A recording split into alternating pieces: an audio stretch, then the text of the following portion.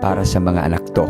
Kung gumagawa ka ngayon ng kalokohan at kabulustugan sa inyong mga magulang, yung hindi mo na nire-respeto ang magulang mo, yung gusto mo ikaw na yung masusunod, yung gusto mo ikaw na yung ire-respeto, ihanda mo na yung sarili mo.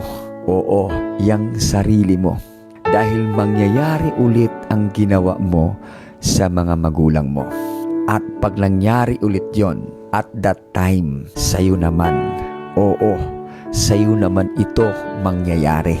Ang mga anak mo naman ang magiging bastos sa'yo. Hindi ka din nila ire-respeto. The same thing na ginawa mo sa mga magulang mo ngayon, ganun din ang gagawin sa'yo ng mga anak mo. Bakit? Galatians chapter 6 verse 7. Huwag ninyong akalaing madadaya ninyo ang Diyos. Kung ano ang itinanim ng tao, iyon din ang kanyang aanihin.